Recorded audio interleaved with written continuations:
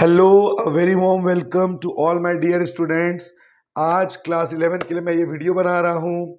आज मैं आपको इकोनॉमिक्स पढ़ाऊंगा।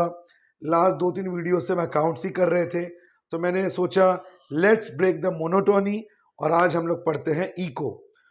अकाउंट्स में कुछ टॉपिक्स बचे हैं पहले लेसन के, double entry system, single entry system, internal external users, उसको हम आने वाले वीडियोस में कैप्चर करेंगे। ठीक है बच्चों, आज मैं आपको पढ़ाता हूं economics. Scarcity mother of all economic problems. Scarcity क्या है? स्केयरसिटी का मतलब है बच्चों कि हमारे पास जो रिसोर्सेज हैं उसकी कमी है। स्केयरसिटी ऑफ रिसोर्सेज मतलब अगर दुनिया में रिसोर्सेस की कमी नहीं होती तो फिर इकोनॉमिक सब्जेक्ट कभी जनरेट ही नहीं होता, इकोनॉमिक सब्जेक्ट कभी बर्थ ही नहीं लेता। सोचिए, लोग इतने ज्यादा, नौकरियां कम, डिमांड घरों की इतनी ज्यादा, जमीन कम। यही तो इकोनॉमिक्स है कि कैसे हमारे पास जरूरतें ज्यादा हैं, डिमांड ज्यादा है, लेकिन उसके अकॉर्डिंग हमारे पास सप्लाई ऑफ रिसोर्स नहीं है। अगर सोचिए दुनिया में रिसोर्सेस की कोई कमी नहीं होती, जितने लोग उतनी नौकरियां, जितने डिमांड उतने घर, उतनी जमीन, तो क्या देश में कोई दिक्कत होती? क्या किसी वर्ल्ड में, हम जिस वर्ल्ड में रह रहे हैं उसमें कोई इकोनॉमिक प्रॉब्लम, अनएम्प्लॉयमेंट, इन्फ्लेशन, महंगाई होती? सब्जियों की डिमांड ज्यादा है लेकिन मार्केट में सब्जियों की सप्लाई कम है। आप सभी जानते हैं टमाटर 150 रुपए किलो हो गया। तो कहने का मतलब यह है, सारे economic problems, money related problems का जो रूट कॉज है वो क्या है? Square city. तो ये सारे इकोनॉमिक प्रॉब्लम्स की जड़ है। अब आप सोचिए, इकोनॉमिक्स, एक मिडिल क्लास फैमिली की बात करते हैं, डिमांड्स बहुत है घर में लेकिन सोर्स ऑफ इनकम लिमिटेड है। अब सोचिए, एक मिडिल क्लास फैमिली में स्कूल की फीस, ट्यूशन फीस, राशन, सब्जी, मार्केट, दवाइयां, इतने खर्चे, इतने डिमांड, लेकिन source of income is limited. तो उनको इकोनॉमिक प्रॉब्लम्स फेस करनी पड़ती है कि इतने डिमांड्स को हम इतने इनकम में कैसे हम पूरा करें। दुनिया में सबसे बड़ा इकोनॉमिस्ट कौन है जानते हैं बच्चों आप? हाउसवाइफ। बिकॉज एक मिडिल क्लास फैमिली में एक हाउसवाइफ उस लिमिटेड इनकम से स्कूल की फीस, राशन की फीस, घर की फीस सब देने के बाद भी कुछ पैसे बचा लेती है। अब सोचिए जरा, क्या अंबानी जी को कभी कोई इकोनॉमिक प्रॉब्लम होगा? बिल्कुल नहीं होगा, बिकॉज उनके पास जो डिमांड है उससे कई गुना ज्यादा उनके पास पैसा है, तो उनको कभी कोई इकोनॉमिक प्रॉब्लम फेस नहीं करना पड़ेगा। इंडिया को इकोनॉमिक प्रॉब्लम क्या फेस करना पड़ता है? ऑयल। हमारा जितना ऑयल का नीड है, जितना डिमांड है, मैं क्रूड ऑयल की बात कर रहा हूं, जिससे पेट्रोल, डीजल, दुनिया का सबसे महंगा fuel ETF, aviation turbine fuel, जो प्लेन्स में यूज होता है, ये सारी चीजें क्रूड ऑयल से निकलती हैं। और ये जो ऑयल का कंजम्पशन है, ये हमारे देश में जितना है उसका सिर्फ 60% हमें मिलता है, और बाकी हमें फॉरेन से, सऊदी अरब, कतर से इंपोर्ट करना पड़ता है, जिस वजह से हमारे कंट्री में पेट्रोल 100 रुपए लीटर। तो पेट्रोल इतना महंगा है। क्या सऊदी अरब में पेट्रोल महंगा है? नहीं। क्यों? क्योंकि वहां पे जितना डिमांड पेट्रोल का है उससे कई ज्यादा उनके पास सप्लाई है, तो उन्हें उसका इकोनॉमिक प्रॉब्लम फेस नहीं करना पड़ता। हां, उन्हें पानी का इकोनॉमिक प्रॉब्लम फेस करना पड़ता है, बिकॉज सऊदी अरब दुनिया का एकमात्र ऐसा देश है जहां पे कोई नदी नहीं है, तो उनकी पानी की नीड बहुत ज्यादा है पर पानी की सप्लाई नहीं है, तो पानी उनके लिए इकोनॉमिक प्रॉब्लम है जो उन्हें दूसरे देशों से इंपोर्ट करना पड़ता है। तो you just try to understand the concept. If we have less demand and huge resource, there will be no economic problem. But if we are having less resource and huge demand, we will face economic problem. एक घर का example लेते हैं। घर में 2 बच्चे हैं, उनको दूध पीना पसंद है, बच्चों को दूध दिया भी जाता है ताकि उनका हेल्थ अच्छा रहे। अब मान लीजिए परिवार में 1 लीटर दूध आता है, उस 1 लीटर दूध में चाय भी बनानी है, उस 1 लीटर दूध में बच्चों को भी देना है। अब सडनली घर में बहुत सारे मेहमान आ गए, कुछ दिन के लिए। तो उन्हें मिल्क का इकोनॉमिक प्रॉब्लम फेस करना पड़ेगा। क्यों? मिडिल क्लास फैमिली है, मिल्क लिमिटेड क्वांटिटी में आएगा, लेकिन सडनली मिल्क का डिमांड बढ़ गया। तो स्केर्सिटी, जो रिसोर्सेस की कमी है, ये दुनिया में सारे इकोनॉमिक प्रॉब्लम्स की जड़ है। अगर आपके बारे में बोलूं, आप बच्चे पूरे साल मस्ती करते हैं, एग्जाम के समय पढ़ने बैठते हैं, अब सिलेबस ज्यादा, टाइम कम, इकोनॉमिक प्रॉब्लम कि भैया कम टाइम में कैसे हम पूरा पूरा सिलेबस कंप्लीट करें। तो जोक्स अपार्ट, ये है इकोनॉमिक प्रॉब्लम की जड़, scarcity of resources. Economic problems का रीजंस देखिए बच्चों, मैंने लिखा हुआ है। पहला जो प्रॉब्लम है वो है स्केर्सिटी, जो मैंने आपको समझा दिया, रिसोर्सेस की कमी। इसके बाद unlimited human wants. As humans we are very very greedy. हम इंसान बहुत लालची हैं। एक जरूरत पूरी नहीं होती कि हम दूसरी मांगने लगते हैं, और यही कारण है कि आज हमें इतनी इकोनॉमिक प्रॉब्लम्स फेस करनी पड़ रही है। सोचिए, राजा महाराजाओं के समय, पीरियोडिक एरा में अगर हम चले जाएं, आज से 400-500 साल पहले, तब लोगों की जरूरतें कम थी।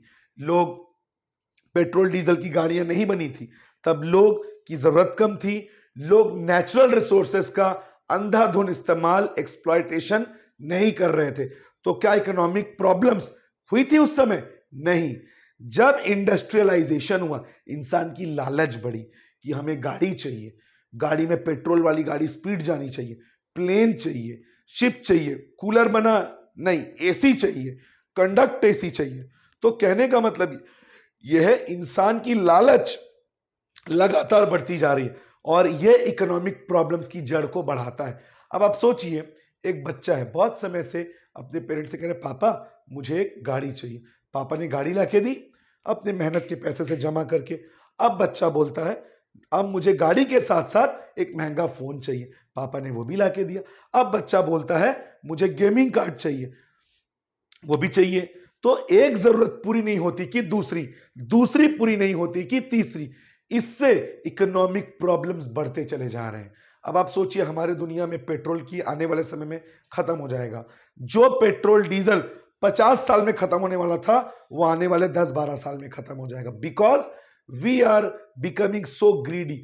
हमारी नीड्स कभी पूरी ही नहीं होती, और यही कारण है कि हमारे रिसोर्सेस हमको पूरे नहीं पड़ते। किसी ने कहा था, in our world there is enough for everyone's need, but not enough for everyone's greed. जरूरत के लिए बहुत है इस धरती में, लेकिन लालच के लिए नहीं। तो कहने का मतलब यह है बच्चों, अगर वांट्स हमारे बहुत ज्यादा हैं, अगर हम अपनी जरूरतें कम करें, तो हमें इकोनॉमिक प्रॉब्लम फेस नहीं करना पड़ेगा। एक एग्जांपल लेते हैं। मान लीजिए कोई एक व्यक्ति है, वो 10,000 कमाता है। अब वो जाके ठेले में चिली चिकन या ये चीजें खाता है।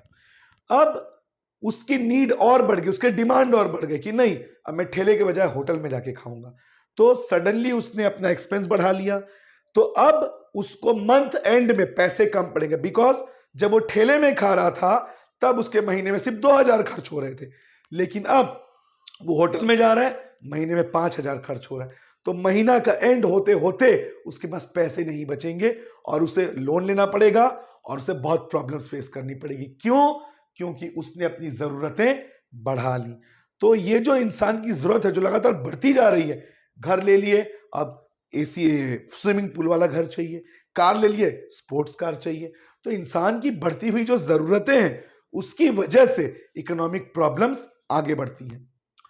Alternate use, this is very important बच्चों, ये जो मैंने लिख के दिया है, ऑल्टरनेट यूज। ये ऑल्टरनेट यूज क्या होता है बच्चों? Let's try to understand. मेरे पास जेब में 100 रुपए है, मैं जाता हूं, मैं कोरबा से हूं बच्चों, यहां चौपाटी गया, मेरे को कुछ खाना है। अब उस 100 रुपए में मैं सब कुछ तो नहीं खा सकता ना बच्चों, या तो एग रोल खाऊंगा, या मोमोज खाऊंगा, चिकन रोल खाऊंगा, या डोसा खाऊंगा। तो मैं उस चीज को खाऊंगा जो मुझे ज्यादा पसंद है। मैंने चिकन रोल खा लिया। तो यहां पे प्रॉब्लम क्या आया? ऑल्टरनेट यूज, जिसको हम कहते हैं प्रॉब्लम ऑफ चॉइस। जब आपके पास रिसोर्स की कमी हो, आप चूज करते हैं जो आपके लिए ज्यादा जरूरी है। एक और एग्जांपल लेते हैं बच्चों। जेब में 200 रुपए है, अब 2 मूवीज रिलीज हुई, एक पुष्पा 2 और एक KGF 3। अब मेरे पास ऑप्शन है कि मैं दोनों नहीं देख सकता बिकॉज मेरे पास पैसे की कमी है, तब मुझे चूज करना पड़ेगा। और मेरा फेवरेट है यश, KGF 2 का हीरो मेरा ऑल टाइम फेवरेट, तो मैं उसकी मूवी देखने जाऊंगा। क्यों?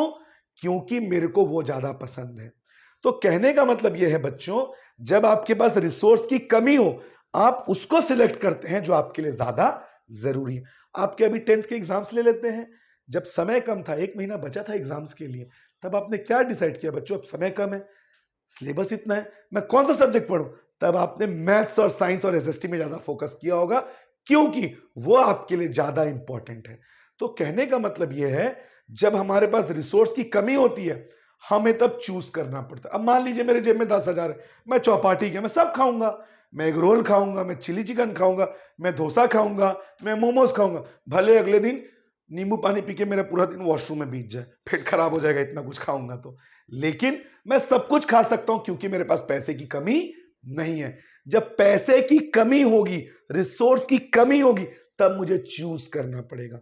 एक फैमिली है, उस फैमिली में इलेक्ट्रिसिटी का बिल आता है, AC है, फ्रिज है, लेकिन क्योंकि फैमिली मिडिल क्लास है, तो उन्होंने डिसाइड किया अगर गीजर चलेगा तो AC नहीं चलेगा, AC चलेगा तो एक रूम में चलेगा।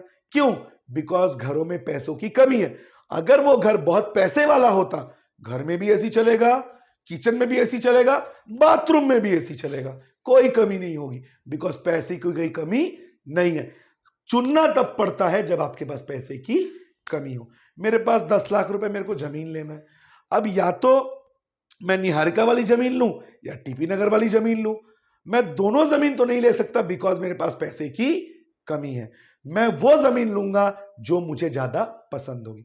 एक लास्ट एग्जांपल देता हूं, इससे आपको क्लियर हो जाएगा बच्चों।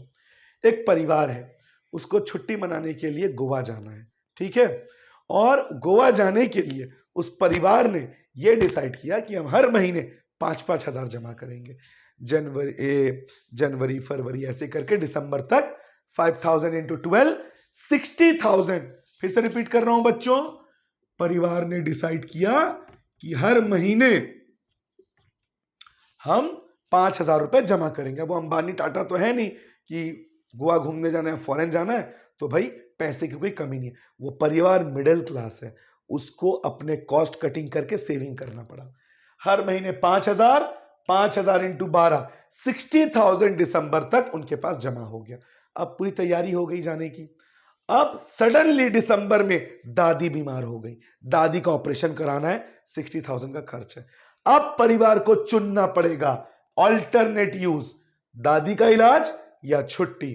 तब परिवार डिसाइड करेगा कि दादी का इलाज कराना है बिकॉज वो ज्यादा जरूरी है बजाय घूमने के। अगर परिवार के पास पैसे की कमी नहीं होती, दादी का इलाज भी होता और क्रूज में जाते स्विट्जरलैंड, क्योंकि पैसे की कोई कमी नहीं है। लेकिन क्योंकि रिसोर्स की कमी है, तो प्रॉब्लम ऑफ चॉइस में हम घूमने न जाके दादी का इलाज कराएंगे।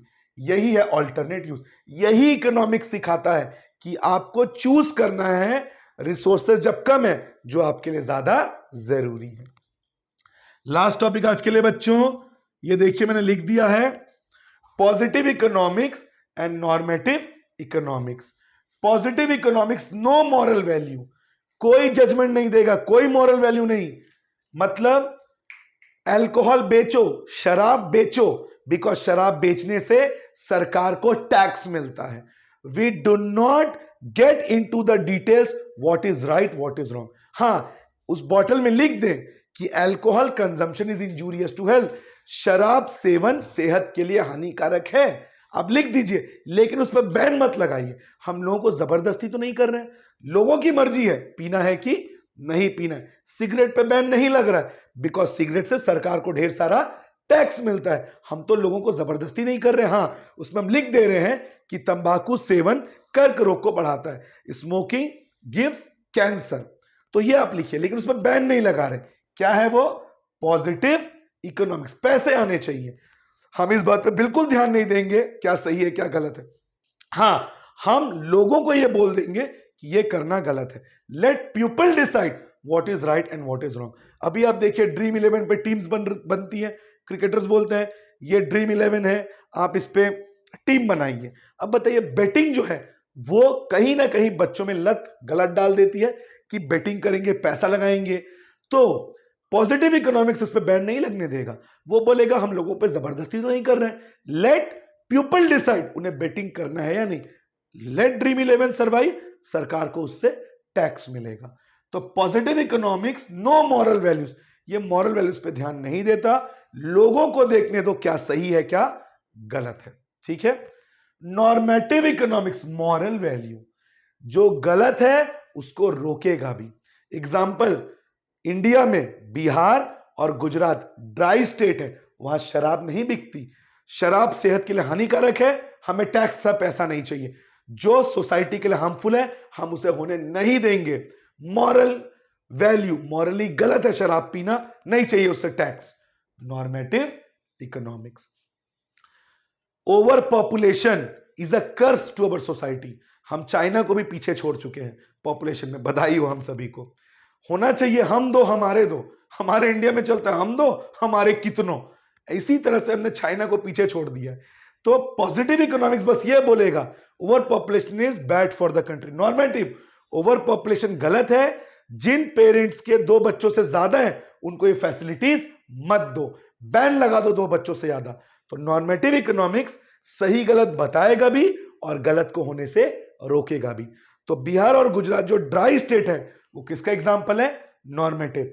और जो दूसरे स्टेट्स में अल्कोहल्स बिक रहे हैं वो क्या है, पॉजिटिव इकोनॉमिक्स। ठीक है बच्चों, आज के लिए इतना ही। एक्चुअली मुझे मूवी जानी है तो आज इतना ही वीडियो बनाऊंगा मैं। आशा करता हूं आपको ये क्लास समझ आई हो। लाइक शेयर सब्सक्राइब जरूर करें अगर आपको अच्छा लगे। मिलते हैं नेक्स्ट वीडियो में। Good night.